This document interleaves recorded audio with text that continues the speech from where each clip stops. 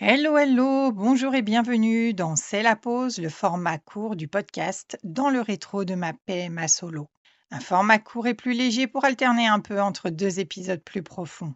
Un format où on discute comme si on venait de se rencontrer à la machine à café. Ici, pas de jingle, pas de script, juste toi, moi et 10 petites minutes maxi pour souffler un peu, rire et se dire qu'on n'est pas seul à vivre tout ça.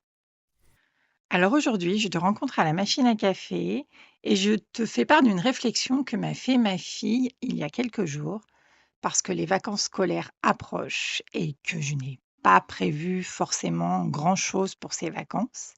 Et donc ma fille me pose cette question. Mais maman, pourquoi on voyage plus?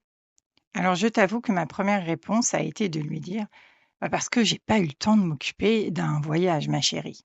Car oui, voyager, ça s'organise et c'est encore plus de charge mentale pour nous, les mamans solo. Pour autant, quand tu fais goûter les voyages à ton enfant, il en redemande. Et c'est chouette parce que c'est ce que tu veux à la base. Tu veux lui offrir une expérience différente, une expérience qui va lui permettre de voir comment on vit dans d'autres pays que le sien. Donc savoir qu'il veut de nouveau renouveler cette expérience, ça te ravit. Mais c'est non seulement de l'organisation, mais cela a aussi un coût. Et ça, bien sûr, ton enfant, il s'en rend pas compte, ça le dépasse, hein. C'est normal. C'est pas du tout de son ressort. Sauf que toi, tu as un budget à tenir, un budget qui est bien souvent serré. Et là, généralement, il y a 2 écoles. Il y a l'école du: «Eh bah, tant pis, on va se restreindre sur d'autres choses, mais c'est pas grave, on va voyager». Et puis l'autre école qui se dit: «Bah, non, moi je préfère, vivre, mieux mon quotidien et puis, aller pas très loin pour les vacances, pas forcément voyager». Et les 2 sont totalement entendables, hein, bien sûr. Ce sont des choix qu'on fait pour nous et nos enfants. C'est nous qui gérons les cordons de la bourse, donc clairement, les choix, c'est nous qui les faisons.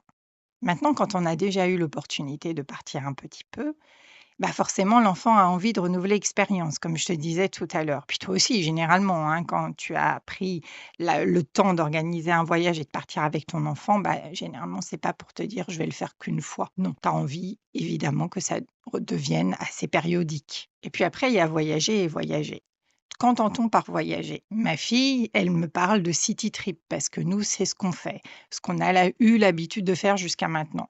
Moi, j'aime bien partir 3 jours et 2 nuits dans une capitale ou une grande ville d'un pays européen, de nous balader dedans, mais voilà, pas plus en fait. Ça nous fait du bien, ça nous dépayse, ça nous permet de voir des jolies choses et en même temps, c'est pas trop fatigant, ça reste tout à fait faisable pour un enfant. Voilà, je trouve que c'est la bonne formule, en tout cas pour ma fille et moi. Qu'on soit bien d'accord, hein. Rien n'est pour tout le monde dans ce bas monde. Et c'est vrai que fin 2023, j'ai eu la chance de trouver une formule, mais alors fantastique, pour que l'on puisse commencer à voyager, ma fille et moi. Qu'on puisse commencer ces city trips notamment. J'ai adhéré à un organisme en ligne qui organisait des voyages surprises sous forme d'abonnement mensuel. Alors tu vas me dire quoi? C'est quoi ce truc-là? Et malheureusement, je vais te répondre, ne cherche pas, ça n'existe plus. Mais c'était fantastique. C'était vraiment génial. J'avais trouvé la formule idéale pour voyager. Ma fille allait sur ses 7 ans et je trouvais enfin un petit peu d'énergie pour pouvoir justement faire ces city trips avec elle.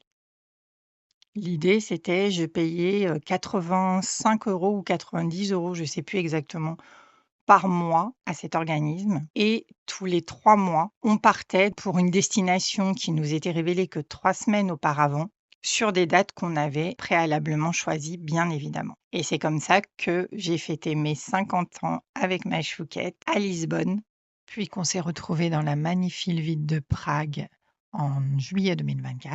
Et enfin, en octobre 2024, on devait faire un 3e city trip, mais malheureusement, la société a été placée en liquidation judiciaire juste avant. Nous, on attendait impatiemment notre destination et malheureusement, on a reçu un mail qui nous informait de cette liquidation judiciaire. Mais sans parler de ces déboires, franchement, la formule était géniale et surtout, ça nous a permis de commencer à voyager toutes les 2 et de découvrir, des jolies villes d'Europe dans lesquelles nous étions logés dans des hôtels super sympas en plus, puisque la formule, en fait, comprenait 2 billets d'avion aller-retour avec bagages main, Donc évidemment, hein, si on voulait un bagage cabine, fallait rajouter, plus 2 nuits d'hôtel et un guide PDF avec les meilleures adresses de la ville. Donc pour moi, c'était la formule parfaite. L'hôtel qu'on a eu à Lisbonne était fantastique. On avait un rooftop avec piscine, même si bon, en février, on ne s'est pas baigné, hein, mais il y avait une piscine et la vue sur le pont du 25 avril, enfin franchement, il était superbe. C'était un hôtel super moderne, il était propre, il était en bon état. Franchement, il n'y avait rien à redire sur le choix de l'hôtel, à part qu'il était un petit peu excentré. Il fallait prendre le tram pour pouvoir se rendre dans le centre, de Lisbonne, mais rien qui ne se faisait pas, en fait. Et à Prague, on s'est retrouvés dans un Mama Shelter. Et là, réellement, moi, je connaissais le Mama Shelters de Bordeaux, mais pas pour y avoir dormi, uniquement pour y avoir fait un brunch ou une soirée, avant d'avoir ma fille. Donc je connaissais un peu l'ambiance de l'hôtel et celui de Prague était aussi fou, quoi. Puis surtout, tellement kids friendly, mais tellement. On était, vraiment dans une autre dimension. Les enfants pouvaient courir dans les couloirs, il y avait un coin jeu dans le hall de l'hôtel qui était immense.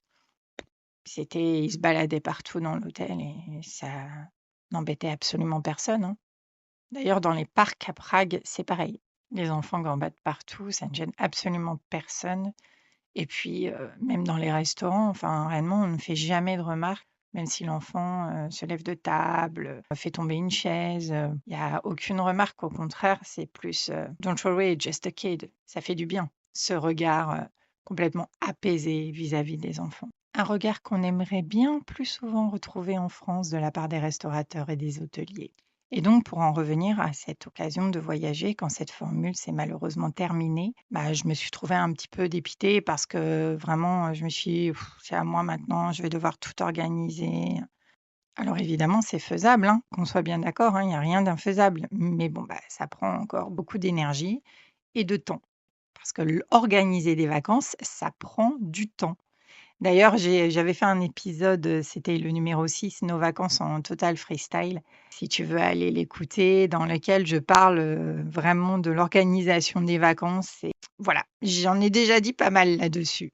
Donc je vais éviter de me répéter, mais c'est vrai que moi aussi j'aimerais bien qu'on reprenne un petit peu ces voyages. Bon, après c'est vrai qu'il y a aussi cette dimension écologique avec notre empreinte carbone. Parce que, qui dit voyager dit souvent quand même prendre l'avion. Ça laisse une empreinte carbone pas top, disons-le. Et puis en même temps, on se dit: pourquoi nous on le ferait pas alors qu'il y a tellement de personnes qui le font sans s'en soucier ou qui s'en soucient beaucoup moins que nous?» Donc je pense qu'en voyageant raisonnablement 1 à 2 fois par an, ça va. On reste sur une empreinte carbone, correcte et ça nous permet quand même de voir, d'autres villes, d'autres façons de vivre. Encore une fois, je ne me suis pas éloignée de l'Europe avec ma fille jusqu'à maintenant, hein. Donc, on n'est pas sur 9-10 heures d'avion, on n'est pas non plus parti sur d'autres continents. Alors moi, j'adorerais l'emmener, aux States, hein, puisque moi je suis une grande, grande fan de New York et j'ai bien envie d'emmener ma fille là-bas, évidemment. Mais je pense qu'elle est encore un petit peu trop jeune pour bien profiter. On verra plus ça vers 10-12 ans, quoique 10 ans, c'est l'année prochaine. Ouh! Bon, peut-être plus 12 ans alors. Bon, on verra surtout ça quand la situation se sera un petit peu apaisée aux États-Unis parce qu'avec l'actuel président, je suis pas du tout, mais alors pas du tout dans le mood pour y retourner. Même si ma fille m'a déjà demandé: «Maman, un jour tu m'emmèneras à New York?» et je lui ai répondu, fin des années 80: «Oui ma chérie, un jour, j'irai à New York avec toi». Et puis une autre solution pour éviter de bien faire flamber notre empreinte carbone, c'est de prendre le train et ça, moi j'adore. J'adore le train. C'est vrai que j'aime les voyages en train. J'ai toujours aimé ça. Alors c'est vrai que depuis que je suis maman, c'est un peu plus compliqué parce que le train, c'est plus long et donc ça suppose que l'enfant soit assis plus longtemps. Et ça, c'est compliqué pour les enfants, hein. On va pas revenir sur cette grosse polémique de la SNCF, même si bon, je n'en pense pas moins. Mais c'est vrai que maintenant, elle est un peu plus grande et du coup, je me dis, bon, c'est plus facile de faire des voyages un petit peu plus longs. D'ailleurs, l'année dernière, nous sommes partis à Barcelone. Alors, on avait fait une petite pause, hein, entre-temps. On était allés dans la famille à Toulouse. Donc, on a fait une petite pause de 2-3 jours. Puis ensuite, on est reparti directement pour Barcelone. puisque oui, je voulais emmener ma chouquette sur les lieux de sa création, on va dire. C'était quelque chose que je m'étais toujours promis de faire quand j'allais faire mes IAD. Je me suis dit que je reviendrais un jour dans cette ville, mais pas seule, avec l'enfant que j'y aurais conçu. Et donc, en février-mars 2025, on est parti là-bas. On est pareil, on est resté 2 jours et demi, je crois, à Barcelone. Et puis, on a fait plein de choses sympas. Le parc Güell, le zoo de Barcelone. On a eu un temps plutôt correct. Et puis, c'était chouette de faire ça en train. Bon, au retour, on est passé par Perpignan parce qu'on avait des amis à aller voir là-bas. Donc pareil, on a fait des petites pauses et c'est ce qui a fait aussi que le train a été bien vécu parce que nous avons fait des pauses. J'ai encore pas tenté les 5, 6 heures, 7 heures de train avec elle, mais c'est vrai que moi, c'est quelque chose qui vraiment me motive. Et notamment, il y a un pays que je voudrais vraiment aller visiter et une ville que j'ai vraiment envie d'aller voir, c'est Copenhague. Et je m'aperçois là maintenant qu'il y a des trajets pour y aller en train. Je rêverais de faire ça avec elle. Mais je pense qu'il y a encore un petit peu trop d'heures de train, malheureusement. Toujours est-il que voyager en train, c'est possible aussi. Alors voilà ce que j'ai répondu à ma chouquette à sa question. Mais maman, pourquoi on voyage plus?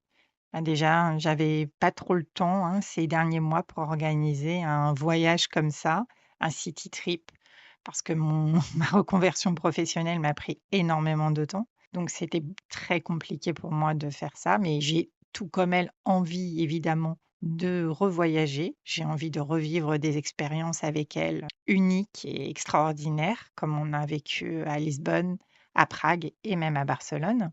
Mais là, pour ces vacances, ce sera une petite évasion, on va dire, régionale, parce qu'on a quand même la chance d'habiter dans une très belle région, la Nouvelle-Aquitaine. Et donc, on va certainement partir 2 ou 3 jours dans une ville qu'on adore toutes les deux, qui est La Rochelle. Si tu es de La Rochelle, sache qu'on va venir y faire un tour. N'hésite pas à te signaler, au cas où, ça me ferait plaisir de rencontrer une auditrice. Donc n'hésite pas, on adore La Rochelle. C'est vraiment une ville, on y est allé déjà plusieurs fois, mais on adore. On adore, le fait qu'on puisse aller se promener sur le port, aller à la plage, aller dans le fameux parc où il y a des animaux que ma fille, adore, un parc, totalement gratuit et libre d'accès. C'est une destination qu'on aime beaucoup, vraiment beaucoup toutes les 2, qui est facile d'accès puisque là, on est sur 2 heures et demie de train, donc tranquille.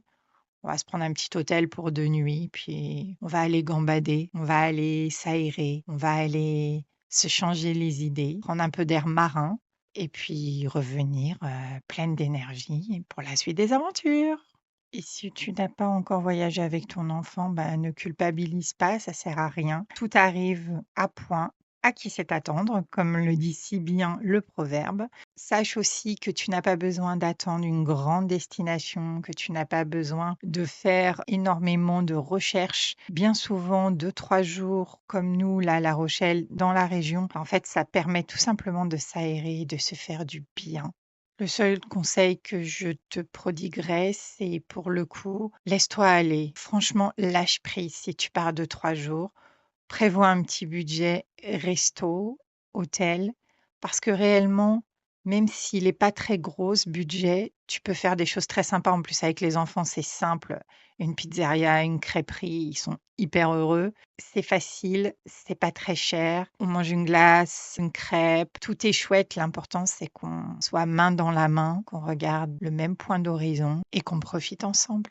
Voilà, cet épisode est maintenant terminé. J'espère qu'il t'aura plu. N'hésite pas à me laisser un petit message sur Insta en MP ou sur l'adresse dans le rétro de ma PMA solo à gmail.com. N'hésite pas à le partager également pour qu'il arrive aux oreilles de toutes celles qui ont besoin de l'entendre. Tu peux maintenant reprendre une activité normale. À bientôt. Bye bye.